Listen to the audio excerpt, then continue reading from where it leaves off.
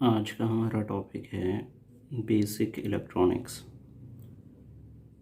Basic electronics विज्ञान की वह शाखा है जिसमें हम इलेक्ट्रॉन तथा उसके अन्य आवेशों के गुण, व्यवहार, उसके अनुप्रयोग का अध्ययन करते हैं।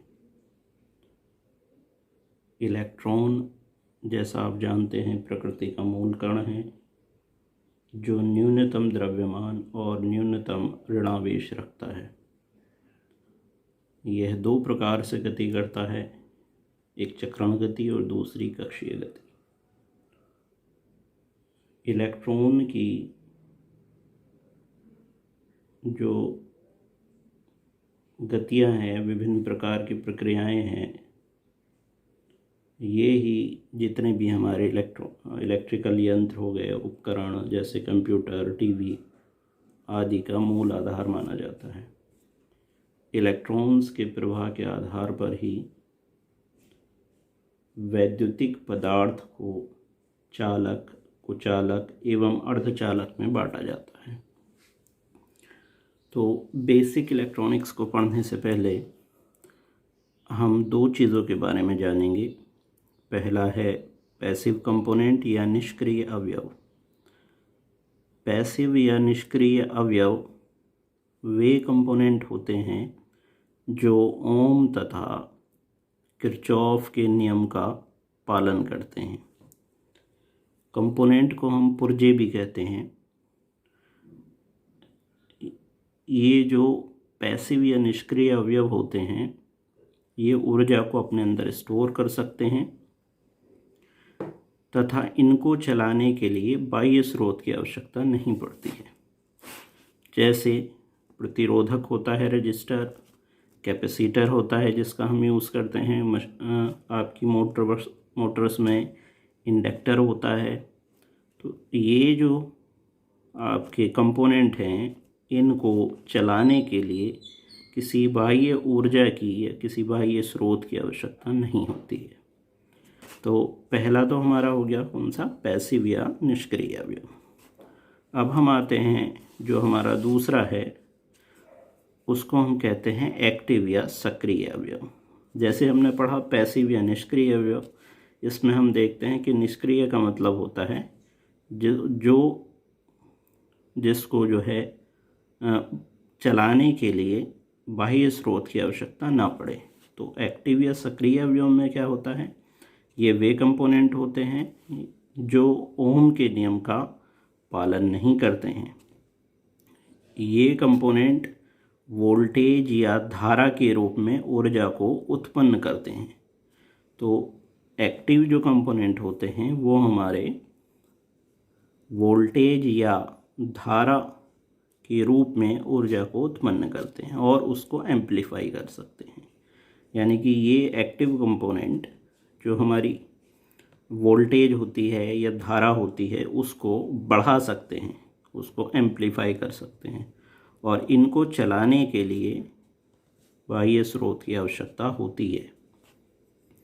इनको चलाने से मतलब होता है कि इनको ट्रिगर करने के लिए, ताकि ये काम कर सकें, इनको बाह्य स्रोत की आवश्यकता पड़ती है। इनका व्यवहार अरैखिक होता है, नॉन लीनियर होता है। इसके उदाहरण कौन से हैं, जैसे डायोड, ट्रांजिस्टर, थायरिस्टर, SCR आदि। तो ये हो गए इसके उदाहरण। अब हम दो चीज़ें इसमें पढ़ चुके हैं बेसिक इलेक्ट्रॉनिक्स में। पहला हो गया हमारा पैसिव या निष्क्रिय अवयव और दूसरा है एक्टिव या सक्रिय अवयव।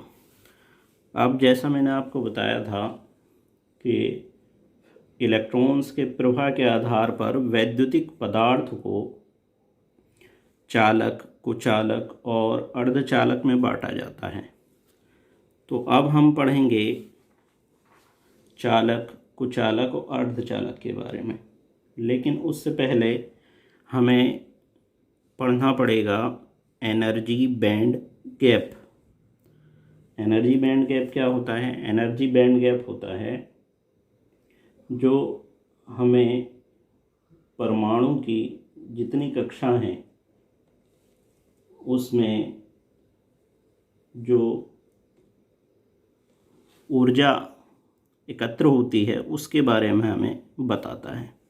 अब हम पढ़ेंगे किसके, एनर्जी बैंड गैप के बारे में। ये कॉमन है जो आपका पाया जाता है चालक में भी, अर्धचालक में भी और कुचालक में भी। तो इसको हम समझते हैं कि एनर्जी बैंड गैप क्या होता है। ठीक है, एनर्जी जो हमारे चालक होते हैं या कुचालक होते हैं, अर्धचालक होते हैं, उनमें इस तरह का बैंड गैप होता है। ठीक है, इसमें ये आप ये कह लीजिए जो हमारे परमाणु की जो गति होती है उसमें सबसे जो बाहरी कक्षा में जो परमाणु होते हैं वो आते हैं हमारे वैलेंस बैंड में। ठीक है, जिसको हम बोलते हैं संयोजी बैंड।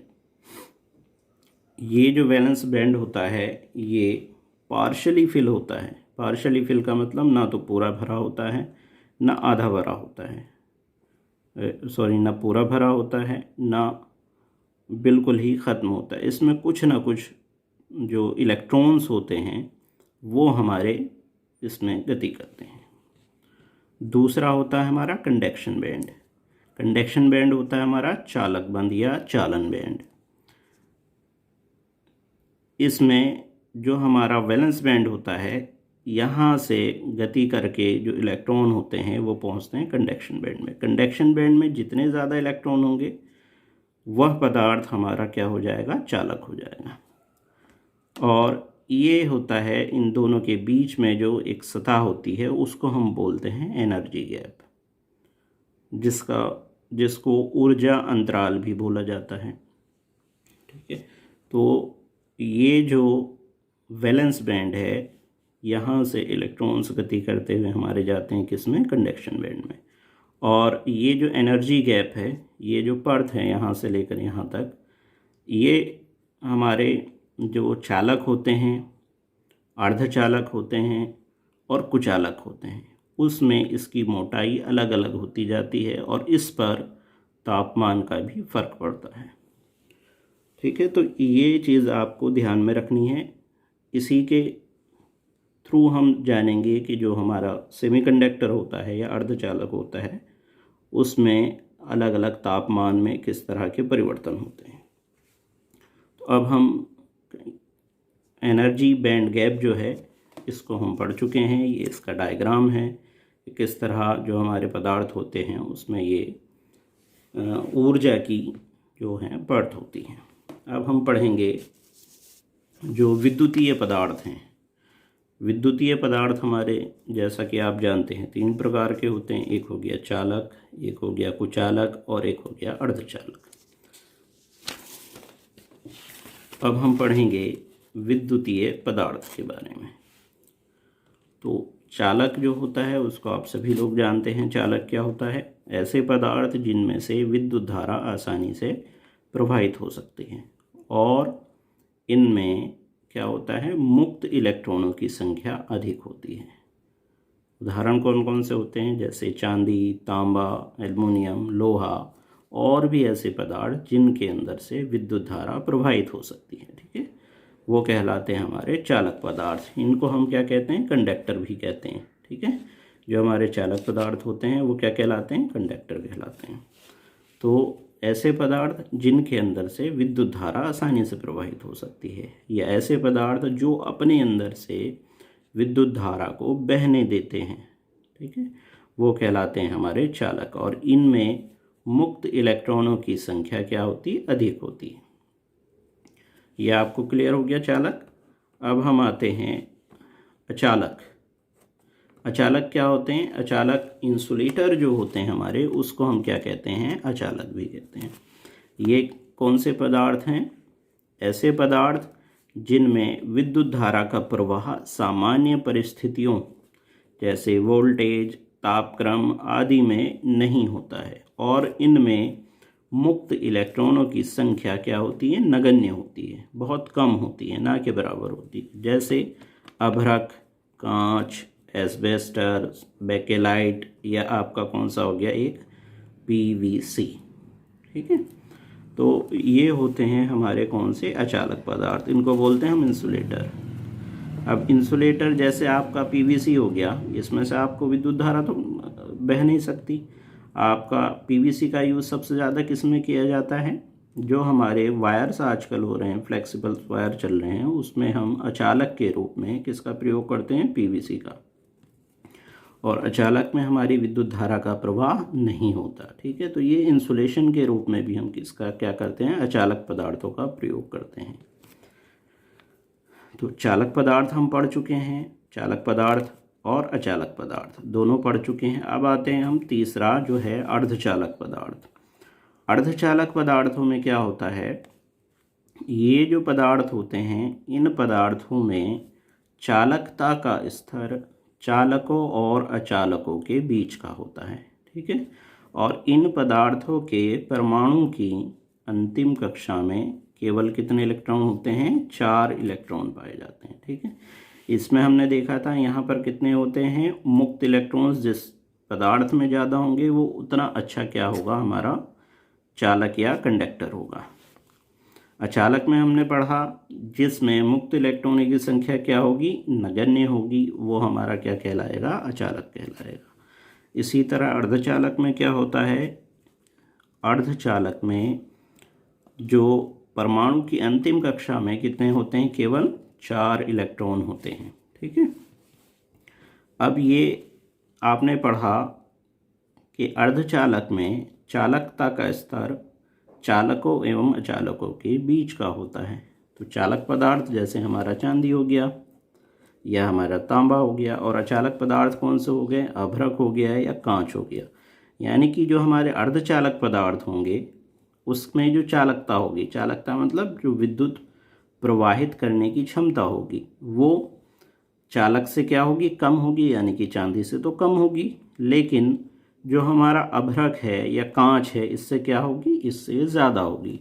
तो अर्धचालक में हमारे चालक और अचालक दोनों के गुण क्या होते हैं? पाए जाते हैं। ठीक है, तो अर्धचालक भी आपका क्लियर हो गया। अर्धचालक के जो हमारे उदाहरण होते हैं वो होते हैं silicon, germanium, carbon, cadmium sulphide, gallium arsenide. ये हमारे अर्धचालक के उदाहरण हैं। ठीक है, अब इसमें जो हमारे मुख्यतः 3 हैं वो हैं, पहला सिलिकॉन, दूसरा जर्मेनियम और तीसरा कार्बन।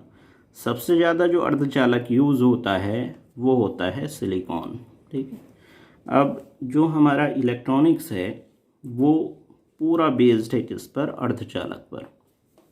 ठीक है, तो इलेक्ट्रॉनिक्स जिसमें हम जो छोटे छोटे कंपोनेंट्स होते हैं, जो हमारे टीवी में, रेडियो में, और पैनल्स जो होते हैं इलेक्ट्रॉनिक, जो आजकल के इलेक्ट्रॉनिक पैनल चल रहे हैं कंट्रोल करने के लिए मोटर्स को, उसमें ये छोटे छोटे आपने वो देखे होंगे कंपोनेंट्स, वो बने होते हैं किसके? अर्धचालक के। और सबसे ज़्यादा यूज़ किसका किया जाता है इसमें?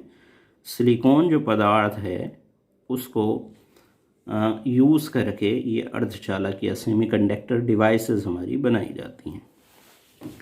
तो हम विद्युतीय पदार्थ में चालक पढ़ चुके हैं, अचालक पढ़ चुके हैं, अर्धचालक पढ़ चुके हैं। अब हम पढ़ेंगे, जैसा मैंने आपको बताया, इलेक्ट्रॉनिक्स जो हमारी बेस्ड है वो है किस पर? अर्धचालक पर या सेमीकंडक्टर पर। तो अब हम पढ़ेंगे कि सेमीकंडक्टर जो होता है हमारा वो कितने प्रकार का होता है। ठीक है, तो सेमीकंडक्टर हमारा 2 प्रकार का होता है। पहला कौन सा हो गया हमारा? पहले को बोलते हैं हम इंट्रिंसिक अर्धचालक, इंट्रिंसिक सेमीकंडक्टर, और दूसरा हमारा होता है एक्सट्रिंसिक सेमीकंडक्टर या एक्सट्रिंसिक अर्धचालक। ठीक है, तो सेमीकंडक्टर के कितने प्रकार हो गए? सेमीकंडक्टर के 2 प्रकार होते हैं। पहला होता है इंट्रिंसिक अर्धचालक और दूसरा होता है एक्सट्रिंसिक अर्धचालक। तो अब हम पढ़ेंगे किसके बारे में? जो हमारे पहला होता है कौन सा? इंट्रिंसिक अर्धचालक। अब इंट्रिंसिक अर्धचालक किसे कहते हैं? इंट्रिंसिक अर्धचालक जो होता है ये होता है जो हमारी प्रकृति में शुद्ध अवस्था में विद्यमान होते हैं। ठीक है, ऐसे पदार्थ जो हमारी प्रकृति में शुद्ध अवस्था में विद्यमान होते हैं और उसमें चालक और अचालक दोनों के गुण होते हैं, यानी कि उस पदार्थ का जो चालकता का स्तर होता है वो अचालकों से ज़्यादा और जो चालक पदार्थ हैं उनसे क्या होता है, कम होता है। ठीक है, तो इंट्रिंसिक अर्धचालक हो गए। कैसे अर्धचालक? वे अर्धचालक जो प्रकृति में शुद्ध अवस्था में विद्यमान होते हैं और इसकी विशेषता है कि ये शुद्ध अवस्था में विद्युत धारा प्रवाह के लिए उच्च प्रतिरोधक का कार्य करते हैं। ठीक है, और जैसा मैंने आपको बताया था, इनकी परमाणु की बाहरी कक्षा में केवल कितने इलेक्ट्रॉन होते हैं? 4 इलेक्ट्रॉन होते हैं। ठीक है, अब तो ये हमारा क्या हो गया? इंट्रिंसिक अर्धचालक हो गए। अब इसमें जो आपका क्वेश्चंस कई बार आ जाता है आपके एग्ज़ाम्स में, इंट्रिंसिक अर्धचालक के प्रकार बताइए। ठीक है, तो उसमें आपको जो optional objective type question answer आते हैं उसमें अगर आपको ऑप्शन दे रखा है, सिलिकॉन दे रखा है और इसके अलावा अलग ऑप्शन दे दे, तो आपको किसको सेलेक्ट कर देना है, किसको ओके कर देना है कि सिलिकॉन हमारा क्या है? इंट्रिंसिक अर्धचालक है। ठीक है, अब इसमें कुछ जो चीज़ें हैं वो ध्यान रखने की हैं। इंट्रिंसिक अर्धचालक कौन से होते हैं? ऐसे अर्धचालक जो प्रकृति में शुद्ध अवस्था में विद्यमान होते हैं, और दूसरा इनमें जो इलेक्ट्रॉनों की संख्या होती है वो होती है किसकी? होल्स की संख्या के बराबर होती है। ठीक है, और इसकी जो बाह्य कक्षा में इलेक्ट्रॉनों की संख्या होती है वो कितनी होती है? 4 होती है। जैसे मैंने बताया था, जितने भी हमारे सेमीकंडक्टर हैं जो इंट्रिंसिक अर्धचालक में आते हैं उनमें कितनी होती है? हमारी जो इलेक्ट्रॉन बाह्य कक्षा में इलेक्ट्रॉनों की संख्या होती है वो कितनी होती है? 4। ठीक है, तो इंट्रिंसिक आपने पढ़ लिया। अब हम आते हैं जो हमारा एक्सट्रिंसिक है। इसमें एक चीज़ और आप नोट कर लीजिएगा, जो हमारे इंट्रिंसिक अर्धचालक होते हैं उनको हम चतुर्थ संयोजी पदार्थ भी कहते हैं। ठीक है, इनको टेट्रावैलेंट तत्व भी कहा जाता है। अब हम आते हैं एक्सट्रिंसिक अर्धचालक में। एक्सट्रिंसिक अर्धचालक क्या होते हैं भाई? ये तो हमारे कौन से हो गए? जो प्रकृति में शुद्ध अवस्था में विद्यमान है। अब एक्सट्रिंसिक अर्धचालक कौन से हो गए? इनको हम क्या करते हैं? इनका हम निर्माण करते हैं। कैसे? ये जो हमारे शुद्ध अर्धचालक पदार्थ होते हैं, जैसे आपका सिलिकॉन हो गया, जर्मेनियम हो गया, इनमें हम क्या मिलते हैं? एक अशुद्धि मिलाकर इनको क्या बना देते हैं? एक्सट्रिंसिक अर्धचालक का निर्माण कर देते हैं। ठीक है, अब इसमें अशुद्धि क्या होती है? अशुद्धि होती है ऐसे पदार्थ जिसमें आप कह दें कि चालकता का स्तर जो होता है वो थोड़ा ज़्यादा होता है। ठीक है, तो उसको हम किस में मिला देते हैं? शुद्ध अर्धचालक में मिला देते हैं, और हम उसको मिला करके क्या बना देते हैं? एक्सट्रिंसिक जो हमारे अर्धचालक होते हैं वो हम उसको बना देते हैं। ठीक है, अब ये जो अशुद्धि मिलाते हैं, ठीक है, इसको एक टर्म होता है अशुद्धि मिलाने का या प्रोसेस का, जिसको हम बोलते हैं डोपिंग। ठीक, अब ये डोपिंग अगर आपसे पूछा जाए डोपिंग होती क्या है, तो डोपिंग होती है जब हम शुद्ध अर्धचालकों में सूक्ष्म मात्रा में अशुद्धि मिलाएं, तो वो जो हम अशुद्धि मिलाते हैं उसको मिलाने की प्रक्रिया क्या कहलाती है? डोपिंग कहलाती है। ठीक है, अब मैंने आपको बताया था जो हमारे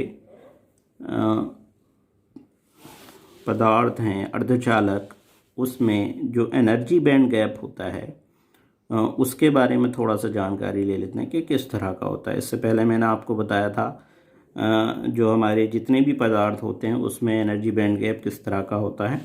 अब हम आते हैं जो हमारे सेमीकंडक्टर डिवाइसेस होती हैं उसमें जो हमारा एनर्जी बैंड गैप होता है वो किस तरह का होता है। ठीक है, तो ये हमारा डायग्राम है एनर्जी बैंड गैप का। इसमें दो कंडीशन हैं।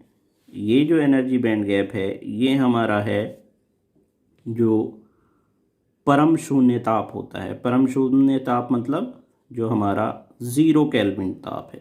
ठीक है, और इसको अगर हम सेल्सियस में बदले तो ये होता है -273 डिग्री सेल्सियस। इस पर जो हमारे अर्धचालक पदार्थ हैं वो किस तरह का कार्य करते हैं।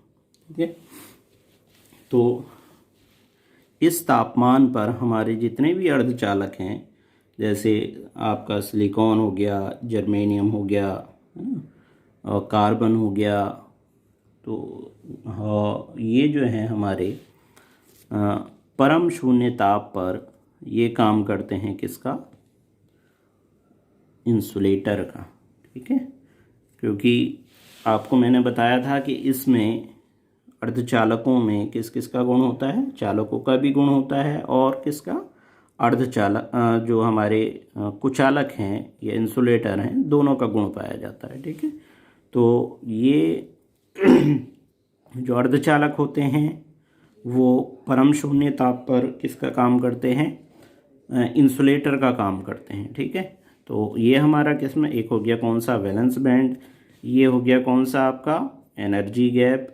ठीक है, और ये हो गया हमारा कौन सा, कंडक्शन बैंड। ठीक है, तो एनर्जी गैप में एनर्जी गैप को जो है हम व्यक्त करते हैं वो करते हैं किससे, इलेक्ट्रॉन वोल्ट से। ठीक है, तो हमने यहाँ देख लिया परम शून्य ताप यानी कि 0 केल्विन पर, और या इसको हम सेल्सियस में बदलें 273 डिग्री सेल्सियस पर हमारा जो अर्धचालक है वो काम किसका करता है, इंसुलेटर का। ठीक है, तो आपका कई बार क्वेश्चन आ जाता है एग्ज़ाम में कि जो हमारे अर्धचालक होते हैं वो परम शून्य ताप पर किस प्रकार का वर्क करते हैं, तो वो वर्क किसका वर्क करते हैं, इंसुलेटर का वर्क करते हैं। ठीक है, या आप कह सकते हैं कि ये ओपन सर्किट का भी काम करते हैं। ओपन सर्किट में क्या होती है, विद्युत धारा प्रवाहित नहीं होती है। ठीक है, तो ये ओपन सर्किट का भी क्या करते हैं, कार्य करते हैं। अब हम आते हैं इसमें, अच्छा एक चीज़ और आपकी ध्यान रखने की होती है, जैसा मैंने आपको बताया था कि जैसे जैसे हम तापमान बढ़ाते हैं या शुद्ध अर्धचालक जो होते हैं उनका तापमान यदि बढ़ाया जाए तो ये जो लेयर होती है हमारी एनर्जी गैप, ये क्या हो जाती है, कम हो जाती है। तो 0 डिग्री केल्विन पर तो हमने क्या देख लिया कि ये किसका काम करता है, हमारा अर्धचालक, इंसुलेटर का। अब हम आते हैं दूसरी पोजीशन में। ठीक है, यहाँ पर अब हम आते हैं रूम टेम्परेचर पर। ठीक है, रूम टेम्परेचर यानी कि 300 केल्विन पर। ठीक है, तो 300 केल्विन पर क्या होता है अर्धचालक में कि इसमें जो हमारा एनर्जी गैप की जो लेयर होती है वो क्या हो जाती है, पतली हो जाती है, क्योंकि हमारा क्या हुआ है, टेम्परेचर को हमने क्या किया है, इंक्रीज़ किया है। जब हम टेम्परेचर को इंक्रीज़ करते हैं तो हमारी ये जो वैलेंस बैंड में जो हमारे इलेक्ट्रॉन्स होते हैं वो क्या होते हैं, ईजिली किस में पहुंच जाते हैं, कंडक्शन बैंड में। तो जैसे ही हमने टेम्परेचर को क्या किया, बढ़ाया, या रूम टेम्परेचर पर हम लेकर आए जो हमारे अर्धचालक होते हैं, उसमें क्या हुआ, ये एनर्जी गैप जो लेयर होती है वो पतली हुई, और हमारे वैलेंस बैंड के जो इलेक्ट्रॉन्स होते हैं वो किस में चले गए, कंडक्शन बैंड में चले गए। तो इसमें टेम्परेचर बढ़ा, दूसरा हमारी जो चालकता होती है वो भी क्या हुई, वो भी बढ़ी, और इसमें क्या चीज़ कम हुई, इसमें रेजिस्टेंस हमारा क्या हो गया, कम हो गया। ठीक है, यहाँ पर हमारा क्या हुआ था, यहाँ पर एनर्जी गैप क्या है, बड़ा है, क्योंकि जो टेम्परेचर है वो कितना है, 0 केल्विन है। इसको बोलते हैं 0 केल्विन को हम परम शून्य ताप। इसमें हमारे जो वैलेंस बैंड के इलेक्ट्रॉन्स होते हैं वो क्या होते हैं, वो कंडक्शन बैंड तक नहीं पहुंच पाते हैं।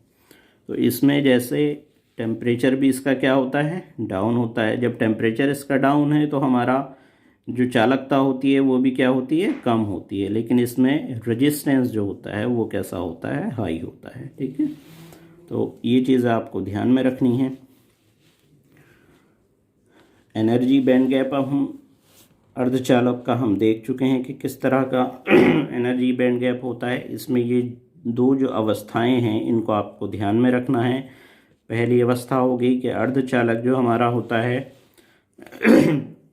वो परम शून्य ताप पर या -273 डिग्री सेल्सियस में उसमें क्या क्या चेंजेस आते हैं और वो किस तरह का वर्क करता है। परम शून्य ताप पर वो किसका काम करता है, इंसुलेटर का काम करता है उसमें। और चालकता हमारी कैसी होती है, कम होती है, ये ना के बराबर होती है। ठीक है, और इसका जो रेजिस्टेंस है वो कैसा होता है, हाई होता है। जब रेजिस्टेंस हाई होगा तो हमारा किस प्रकार का वर्क करेगा पदार्थ, इंसुलेटर का। ठीक है, दूसरी अवस्था है हमारी जब हम टेम्परेचर को ले 300 केल्विन कर देते हैं या जो हमारे अर्धचालक हैं उनको हम रूम टेम्परेचर पर रखते हैं, तो उसमें जो एनर्जी गैप की लेयर है वो कैसी हो जाती है, पतली हो जाती है। और वैलेंस बैंड के जो हमारे इलेक्ट्रॉन्स होते हैं वो ईजिली किस में चले जाते हैं, कंडक्शन बैंड में चले जाते हैं। मैंने आपको बताया था जब यहाँ इलेक्ट्रॉन्स की संख्या ज़्यादा हो जाएगी तो हमारा पदार्थ किसका काम करने लगता है, चालक का काम करने लगता है। तो जैसे ही टेम्परेचर हमारा कितने पर आया, रूम टेम्परेचर पर आया है, यानी कि 300 केल्विन पर आया, तो इसके अंदर जो हमारी एनर्जी गैप की जो लेयर है वो पतली हुई। तो यहाँ पर हमारा जो चालकता का स्तर है वो क्या हुआ, बढ़ा। और जो हमारा रेजिस्टेंस है जैसे यहाँ बढ़ा हुआ था क्योंकि लेयर हमारी ये क्या थी, इसका गैप ज़्यादा था, और यहाँ पर गैप कम है तो रेजिस्टेंस हमारा क्या हो जाएगा, कम हो जाएगा। ठीक, तो ये आपको पता चल चुका है। अब हमने क्या क्या पढ़ लिया, इंट्रिंसिक अर्धचालक पढ़ लिया और एक्सट्रिंसिक अर्धचालक पढ़ लिया और डोपिंग पढ़ लिया कि जब हम शुद्ध अर्धचालकों में सूक्ष्म मात्रा में अशुद्धि मिलाते हैं तो वह क्या कहलाती है, डोपिंग कहलाती है। ये जो हमारे एक्सट्रिंसिक अर्धचालक होते हैं ये हमारे दो प्रकार के होते हैं, एक कौन सा होता है, एन टाइप, और एक कौन सा होता है, पी टाइप। अब हम पढ़ेंगे एक्सट्रिंसिक अर्धचालक के जो प्रकार हैं उनके बारे में। ठीक है,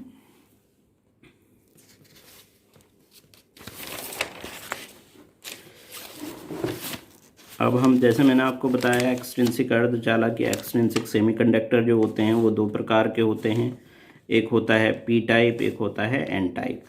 ठीक है, तो ये जो है पी टाइप,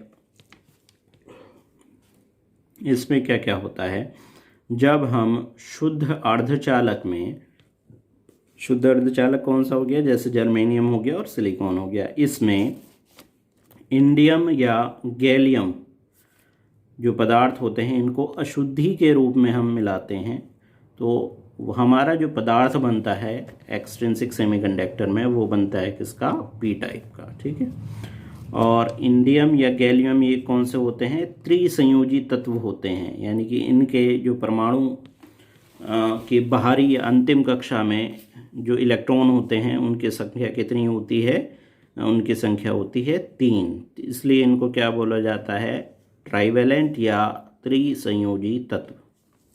ठीक है, तो जब हम जर्मेनियम या जो हमारे सिलिकॉन है शुद्ध सेमीकंडक्टर है उसमें इंडियम या गैलियम जो कि होते हैं ट्राइवेलेंट या त्रिसंयोजी तत्व, उसको अशुद्धि के रूप में मिलाते हैं, तो हमारा कौन सा एक्सट्रिंसिक सेमीकंडक्टर बनता है, पी टाइप का एक्सट्रिंसिक सेमीकंडक्टर हमारा बनता है। यहाँ मैंने आपको बताया था जो जर्मेनियम या सिलिकॉन हमारे शुद्ध सेमीकंडक्टर होते हैं उसकी बाहरी कक्षा में कितने होते हैं इलेक्ट्रॉन, 4 इलेक्ट्रॉन होते हैं। ठीक है, तो ये चीज़ आपको ध्यान में रखनी है। जब जर्मेनियम या सिलिकॉन के साथ इंडियम या गैलियम अशुद्धि के रूप में ट्राइवेलेंट तत्व मिलाए जाते हैं तो हमारा पी टाइप का पदार्थ हमारा क्या होता है, बनता है। अब देखिए यहाँ जर्मेनियम के हो गए, ये जर्मेनियम है, इसको समझ लेते हैं किस तरह होता है। ये जर्मेनियम हो गया और इसमें हमने क्या किया, इंडियम मिलाया तो जब इसमें सहसंयोजी बंध जो बनेगा उसमें, क्योंकि इसमें कितने हमारे इलेक्ट्रॉन हैं, 4 इलेक्ट्रॉन हैं, और इसमें कितने इलेक्ट्रॉन हैं, केवल 3 इलेक्ट्रॉन हैं। तो सहसंयोजी बंध में जो हमारा एक जो रिक्ति है, भाई ये 4 हैं, ये 3 हैं, तो एक की क्या हो गई, रिक्ति हो गई, या क्या कह सकते हैं हम, कमी हो गई। ठीक है, तो बाकी 3 तो इसके साथ सहसंयोजी बंध बना लेंगे, लेकिन एक क्या हो जाएगा, एक रह जाएगा, एक उसमें क्या रह जाएगी, इलेक्ट्रॉन की हमारी कमी रह जाएगी। तो इस कमी को हम दर्शाते हैं होल से। ठीक है, ये हो गया हमारा होल, यानी कि होल जो होते हैं वो एक तरह का कॉन्सेप्ट है। कॉन्सेप्ट क्या है कि होल्स हम कहते हैं इलेक्ट्रॉन्स की रिक्ति को या उसकी इलेक्ट्रॉन्स की कमी को। ठीक है, तो इलेक्ट्रॉन्स का तो आपको पता ही है। दूसरा हमारा होल्स का भी पता हो गया। होल्स क्या होता है, होल्स होती है इलेक्ट्रॉन की कमी या रिक्त स्थान। ठीक है, सहसंयोजी बंध में जो रिक्त स्थान रह जाता है इलेक्ट्रॉन से इलेक्ट्रॉन का, उसको हम क्या कहते हैं, होल्स कहते हैं। ठीक है, तो पी टाइप का आपको पता चल गया। ये क्या हो गया, जब हम जर्मेनियम में इंडियम और गैलियम अशुद्धि मिलाते हैं तब हमारा कौन सा बनता है, पी टाइप का हमारा पदार्थ बनता है। ठीक है, अब इसमें जो हमारे नोट करने की चीज़ें हैं वो कौन कौन सी है, इसमें पहला है कि इस पी टाइप के पदार्थ में जो होल्स की संख्या होती है वो इलेक्ट्रॉन की संख्या से कैसी होती है, ज़्यादा होती है। ठीक है भैया, हमने पढ़ा था, देखिए यहाँ होल्स हमारा ये जर्मेनियम में कितने हैं, 4 इलेक्ट्रॉन्स हैं, और जो हमारा इंडियम में है उसमें कितने इलेक्ट्रॉन हैं, उसमें 3 इलेक्ट्रॉन्स हैं। ठीक, तो यहाँ पर भाई एक हमारा होल रह गया। ठीक है, 3 तो किसके साथ कनेक्ट हो गए, जो हमारा जर्मेनियम है। 3 होल्स किससे मिल गए, जो जर्मेनियम के इलेक्ट्रॉन हैं उसके साथ मिल गए, लेकिन एक होल हमारा क्या रह गया, हमारा ये रिक्त रह गया। ठीक है, तो इसमें होल्स की संख्या जो होती है पी टाइप के पदार्थ में इलेक्ट्रॉन की संख्या से क्या होती है, ज़्यादा होती है। और दूसरा, बाह्य कक्षा में इलेक्ट्रॉन की संख्या कितनी होती है, 3 होती है। ठीक है, इसमें बाह्य जो हमारी कक्षा होती है परमाणु की, उसमें इलेक्ट्रॉन की संख्या कितनी होती है, 3 होती है पी टाइप के पदार्थ में। तो अब यहाँ मैंने आपको बताया था कि यहाँ एक जो होल है हमारा क्या है, वो रिक्त रह गया, उसमें क्या हो, इलेक्ट्रॉन्स हमारा उसके साथ नहीं मिल पाया, एक की हमारा क्या हो गया, ये रिक्त रह गया है। ठीक है, तो ये जो रिक्त रह जाता है स्थान, ये जो हमारा पी टाइप का पदार्थ होता है उसमें जो अब हमारा आयन बचेगा वो आयन होगा हमारा कौन सा, एक्सेप्टर आयन, मतलब ग्राही। भाई यहाँ पर हमारा क्या है, एक स्थान रिक्त रह गया है, तो जो दूसरा पदार्थ है उससे हम क्या लेंगे, एक यहाँ पर लेंगे ना। भाई ये रिक्त रह गया तो ये एक पदार्थ को अपने अंदर इलेक्ट्रॉन को अपने अंदर समाहित कर सकता है, यानी कि ये हमारा कौन सा है, एक्सेप्टर, इसमें आयन होगा। ठीक है, तो इसमें और जो इसका आयन का आवेश होगा वो कौन सा हो गया, नेगेटिव आयन, यानी कि इसका जो आवेश होगा वो कैसा कहलाएगा, नेगेटिव। पी टाइप में हमारा कौन सा आयन रहेगा, नेगेटिव आयन रहेगा, और इसको प्रदर्शित करेंगे Na नेगेटिव से। ठीक है, तो पी टाइप आपने पढ़ लिया। इसमें कौन कौन सी चीज़ें ध्यान में रखने की हैं, इसमें होल्स की संख्या इलेक्ट्रॉन की संख्या से ज़्यादा होती है, बाह्य कक्षा में इलेक्ट्रॉन की संख्या 3 होती है, और क्योंकि इसमें एक की रिक्ति रह जाती है तो ये कहलाता है कौन सा, एक्सेप्टर आयन। ठीक है, इसको हम हिंदी में बोलते हैं ग्राही, और इसका जो इसमें जो आयन होता है वो कौन सा होता है, नेगेटिव आयन। इसको प्रदर्शित करते हैं Na नेगेटिव से। ठीक है, अब हम आते हैं दूसरा एन टाइप में। एन टाइप में क्या होता है, जब हम शुद्ध सेमीकंडक्टर में आर्सेनिक तथा एंटीमनी, जिनको बोलते हैं पंच संयोजी तत्व, पेट्रावैलेंट भी बोला जाता है, इसकी अशुद्धि मिलाते हैं शुद्ध सेमीकंडक्टर में तो हमारा कौन सा पदार्थ बनता है, एन टाइप सेमीकंडक्टर पदार्थ बनता है। ठीक है, अब जैसा मैंने आपको यहाँ बताया था, ये भी यहाँ हमने आर्सेनिक मिला दिया है किसके साथ, जर्मेनियम के साथ। जर्मेनियम में कितने होते हैं, 4 इलेक्ट्रॉन होते हैं बाह्य कक्षा में, और जो हमारा आर्सेनिक एंटीमनी है ये कौन से हैं, पंच संयोजी तत्व हैं। इनके परमाणु की बाह्य कक्षा में इलेक्ट्रॉन्स होते हैं 5। ठीक है, तो इसमें जो होता है, इसमें ध्यान रखने की चीज़ है हमारी कि इसमें जो इलेक्ट्रॉन्स की संख्या होती है वो होल्स की संख्या से ज़्यादा होती है। ठीक है, यहाँ हमारे पी टाइप में क्या था, यहाँ होल्स की संख्या इलेक्ट्रॉन की संख्या से ज़्यादा थी, और एन टाइप पदार्थ में क्या होता है, यहाँ पर इलेक्ट्रॉन की संख्या होल्स की संख्या से क्या होती है, ज़्यादा होती है। क्योंकि हमें सेमीकंडक्टर डिवाइस के लिए कितने चाहिए होते हैं, 4। ठीक है, इलेक्ट्रॉन, और यहाँ पर हमारे कितने इलेक्ट्रॉन हैं, यहाँ कितने हैं, 5 इलेक्ट्रॉन। तो यहाँ एक क्या है, ज़्यादा है, 1+ है, और यहाँ पर हमारे कितने थे, 3 हैं, चाहिए कितने होते हैं हमें, 4 सेमीकंडक्टर के लिए। तो यहाँ क्या है, 1- है। ठीक है, तो जो एन टाइप है इसमें हम ध्यान में रखेंगे कि इलेक्ट्रॉन की संख्या किसकी संख्या से ज़्यादा होती है, होल्स की संख्या से ज़्यादा होती है एन टाइप पदार्थ में, और इसके बाह्य जो कक्ष होता है उसमें इलेक्ट्रॉन की संख्या कितनी होती है, 5 होती है। तो जैसे मैंने बताया यहाँ पर क्या है, एक एक्स्ट्रा है, तो ये क्या कर सकता है, ये किसी को डोनेट कर सकता है। डोनेट किसको कर सकता है, जो हमारा पी टाइप पदार्थ है। तो यहाँ पर जो आयन होते हैं हमारे, वो कैसे कहलाते हैं, डोनर आयन, क्योंकि यहाँ पर क्या है, एक्सेस है। भैया हमें सेमीकंडक्टर के लिए कितने चाहिए होते हैं, 4 इलेक्ट्रॉन चाहिए होते हैं, और यहाँ जो आर्सेनिक और एंटीमनी है इसमें कितने, इसकी बाहरी कक्षा में कितने इलेक्ट्रॉन होते हैं, 5 इलेक्ट्रॉन होते हैं। तो ये एक अपना किसी को क्या कर सकता है, डोनेट कर सकता है एक। तो पी पदार्थ जो होता है इसमें, इसको हम बोलते हैं कौन सा, जिसमें जो आयंस होते हैं उनको बोलते हैं डोनर आयन या दाता आयन। ठीक है, और इसको प्रदर्शित करते हैं Nd+ से। ठीक है, क्योंकि यहाँ क्या है, एक हमारा एक्सेस है।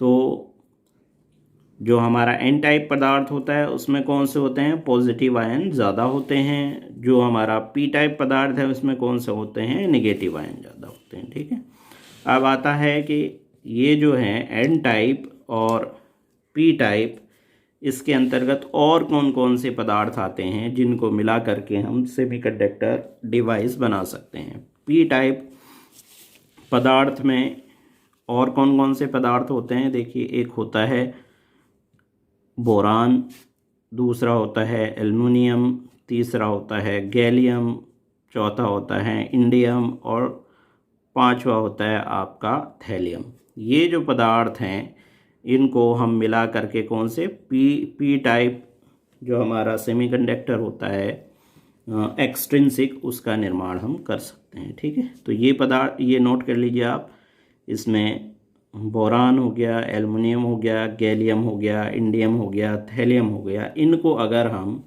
जो हमारे शुद्ध सेमीकंडक्टर हैं उनके साथ मिलाया जाए तो हमारा पी टाइप का पदार्थ क्या हो जाता है, बन जाता है। अब हम आते हैं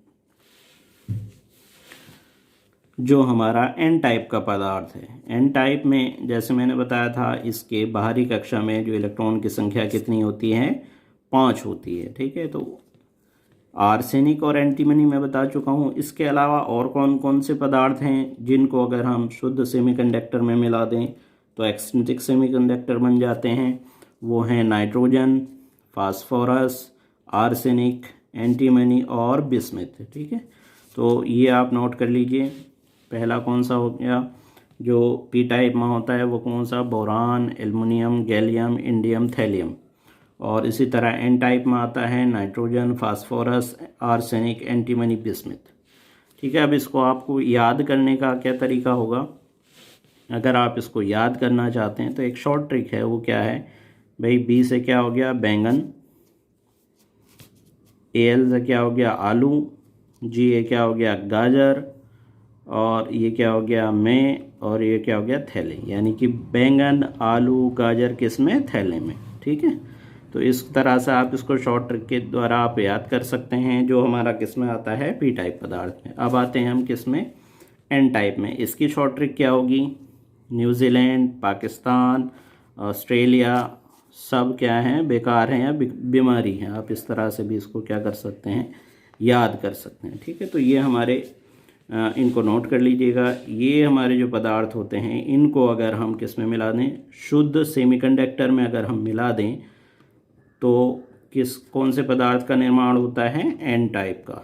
ठीक है, और boron, aluminium, gallium, indium, thallium को अगर हम शुद्ध सेमीकंडक्टर के साथ मिला दें तो किसका निर्माण होता है, पी टाइप पदार्थ का।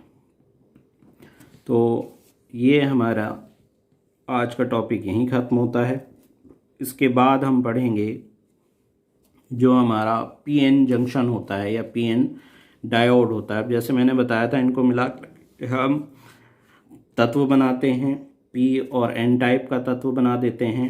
अब हम इसी तरह से पी और एन को मिला करके बनाएंगे क्या, एक डिवाइस का रूप दे देंगे जिसको हम सेमीकंडक्टर डिवाइस कहते हैं, या पीएन जंक्शन या पीएन जंक्शन संधि, पीएन डायोड भी कह देते हैं। ठीक है, तो हम नेक्स्ट जो हमारा टॉपिक होगा वो होगा पीएन संधि या पीएन जंक्शन।